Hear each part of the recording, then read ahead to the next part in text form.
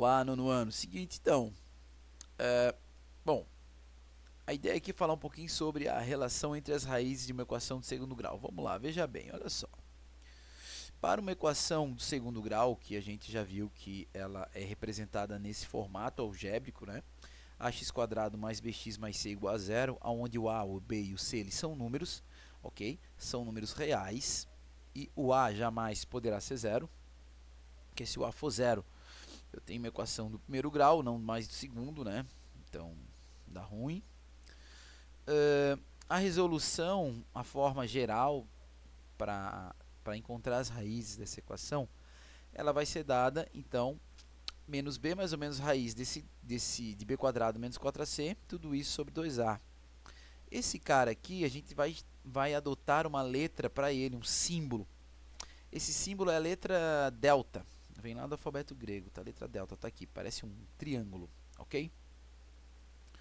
E ele vai receber o nome de discriminante, tá? A gente vai chamar ele de discriminante. E agora, a gente vai dar uma olhada exclusiva para ele, né? Perceba que o meu discriminante aqui, ele é um radicando. Então, se eu tenho a raiz quadrada do discriminante, né? Essa raiz aqui, se ela for um número negativo, ela não vai existir dentro dos reais, né? Se ela for igual a zero, a raiz de zero é zero.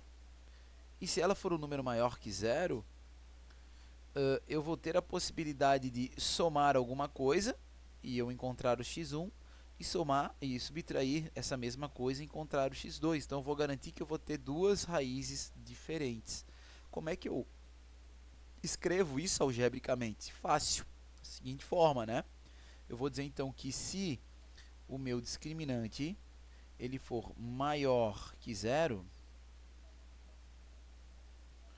o meu x1 ele vai ter que ser diferente do x2. Se o meu discriminante ele for igual a zero, eu vou ter o quê? Se ele for igual a zero, vocês concordam que se eu coloco zero aqui, tá? Eu vou ter uma condição em que eu vou estar somando zero ou subtraindo zero, ou seja, isso não vai alterar o meu resultado. O meu resultado vai continuar sendo menos b sobre 2a, se esse cara for zero. Então, x1 acaba sendo igual a x2, quando o meu delta é zero. E se o meu delta for menor que zero, isso é uma forma de eu dizer, escrever que esse número ele é negativo. Então, se o meu radicando for negativo, dentro dos reais não existe raiz quadrada, né? De um número... Não existe raiz quadrada de um número negativo. Então, x1 e x2, eles não existem dentro dos reais. Então, só vai nos interessar, né, para o nono ano, essa primeira opção e essa segunda opção. Ok? Isso aqui pode ser uma condição para eu resolver um problema mais na frente ou algo do tipo. Tá? Então, eu vou bolar uma equação aqui, fazer um exemplinho aqui, vamos lá. Suponha que nós tenhamos uma equação aí, sei lá, x²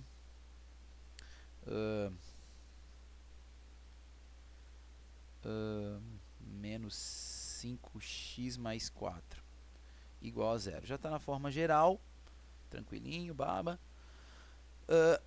E eu quero saber, eu não quero saber quais são as raízes, mas eu quero saber se essas raízes existem e tal. Então, para isso, né, basta que eu simplesmente calcule o delta. Eu sei que o delta é b² menos o 4 vezes o a vezes o c. Então, meu delta vai ser igual ao b², que vai dar 25, ok? Menos 5², 25, menos 4 vezes a vezes c. 4 vezes 1, 4, vezes o c, que é o 4, né?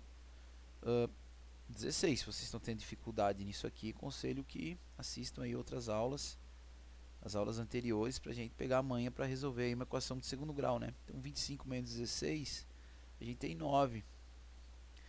Delta igual a 9. Isso quer dizer que meu delta ele é maior que zero. Isso implica que x1 tem que ser diferente do x2. De fato, se a gente resolver essa equação, o nosso x vai ser igual a menos o b, mais ou menos a raiz de quem? De delta, sobre 2a. Então, meu x vai ser igual a menos o b, que vai dar 5, mais ou menos a raiz de delta, que é 9, sobre 2a, que é 2, né? Raiz de 9 é 3. Então, mais ou menos 3 sobre 2. Cara, daqui sai dois valores, o meu x1 e o meu x2. O meu x1 é somando. Então, 5 mais 3 dá 8. Dividido por 2 é 4. Está aqui. 5 menos 3 é 2. Dividido por 2 é 1. Olha só. O meu x1 é 4. O meu x2 é 2. E 4 é diferente. Desculpa, 2 não. O meu x2 é 1, né? Que é esse cara aqui, ó. Esse aqui é o x1. Esse aqui é o x2, e de fato 4 é diferente de 1, logo x1 diferente de x2. Ok? A princípio, você olhando para cá, parece que não tem muita lógica. Professor, aplica a Bhaskara e tu já descobre, né, as raízes. Mas a gente consegue resolver problemas que a ideia não é você saber a solução da equação. Eu poderia muito bem chegar aqui, apagar um coeficiente, por exemplo, eu apagava o menos 5, eu ia colocar menos b no lugar do 5, e eu iria perguntar, olha, qual que é o valor do b, ou quais valores eu tenho que colocar aqui no lugar do b, para que eu tenha, então, uma equação com x1 diferente de x2. Então, a condição seria essa. Basicamente, o que você ia ter que calcular seria essa inequação. Ok? Então, a gente ficaria com o quê? Uma inequação com b quadrado e tal. Então, essa daí que é a ideia, né? Da gente discutir um pouquinho sobre as raízes de uma equação. Eu vou fazer uma outra aqui, tá? Vamos fazer um outro exemplinho. Vamos lá, então. Suponha essa situação, suponha essa questão aqui, né? O professor elaborou aqui para a gente estudar um pouquinho. Determine o valor do m. Então, agora eu não quero mais o valor do x. Não me interessa x1 e x2, me interessa o valor do m. Eu quero saber quanto que vale o m. Ok? Determine o valor do m para que a equação tenha duas raízes reais iguais. Cara, duas raízes reais iguais, ou seja, eu estou querendo que x1 seja igual a x2. E esse caso só acontece quando esse cara vai acontecer? Quando o meu delta for igual a zero. Por quê, professor? Porque lá na fórmula de Bhaskara, lá na nossa relação menos b mais ou menos a raiz de delta sobre 2a, eu só vou ter x1 igual a x2 quando esse cara aqui for zero. E para essa raiz ser zero, o meu radicando tem que ser zero, porque a raiz de zero é zero. Isso vai implicar que o meu valor vai ser simplesmente menos b sobre 2a. Esse vai ser o x1, que é exatamente igual ao x2. Eu vou ter aqui o que nós chamamos de multiplicidade de raízes, tá? Então, bora resolver esse trem aí, tranquilo?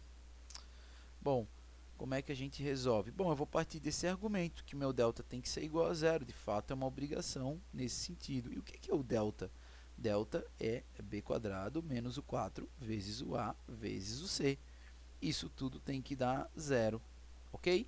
Então, eu tenho b quadrado, o meu b é menos 10 ao quadrado é 100, menos o 4 vezes o a. Mas quem que é o meu a aqui? O meu m está fazendo o papel do a. O meu m é o número que está acompanhando o x quadrado. Meu m é meu coeficiente, tá? E depois eu estou multiplicando pelo c, que é o 5. Então, eu tenho 4m vezes 5, eu tenho 20m. 20m. E isso tem que ser igual a zero. Beleza? Então, resolvemos essa equação. Eu tenho que 100 é igual a 20m. Desculpa a tosse aí, prof. Faz umas semanas aí que eu tô meio pesteado. Ó, o 20 está multiplicando, passa dividindo. Então, meu m, ele vai ser... Mas aqui é um m ou um w, né, brother? Vamos melhorar aí, professor. Ó, então, o meu m... Ainda não acostumei com essa caneta, brother. Mas vamos lá. Tentativas em vão. Meu m vai ser igual a 100 dividido para 20. tchaca-tchaca aqui no zero. 10 dividido para 2 é 5, então meu m tem que ser 5 para que essa equação, na hora que eu for calcular Bhaskara, ela me dê x1 igual a x2. Vamos confirmar, vamos conferir esse resultado, até fazer de azul então. Então está dizendo que o meu m é 5. Então se o meu m é 5, a minha equação vai ficar assim: mx² menos 10x mais 5 igual a zero. Vamos resolver. Então meu x vai ser igual a menos o b, que é 10, mais ou menos a raiz do delta. Delta vai ser o quê? b² 100 menos 4ac, não é isso? 4 vezes 5, 20. 20 vezes 5 é 100. Olha lá o que aconteceu na minha raiz sobre 2 vezes 5, que vai dar 10, né? Então x igual a 10 mais ou menos 100 menos 100 é raiz de zero, cara, sobre 10, que é 2 vezes 5. Esse cara vai dar zero. Com a setinha aqui, ó, ele vai dar zero. Se ele vai dar zero, o valor do meu x vai ser 10 sobre 10, está fazendo azul, né? 10 sobre 10, que é igual a 1. Então esse cara vai ser esse 1 aqui, que é igual a 1. E esse cara ele é exatamente igual ao x1, que é exatamente igual ao x2. Ou seja, eu tenho a condição inicial, que era que as duas raízes sejam iguais, né? Reais, porque óbvio pertence ao conjunto dos reais, e iguais. Beleza, nono ano? Fiquem ligados aí nos próximos videozinhos que eu vou falar sobre soma e produto. E a gente finaliza essa parte de equação, dos resuminhos da equação de segundo grau. Valeu?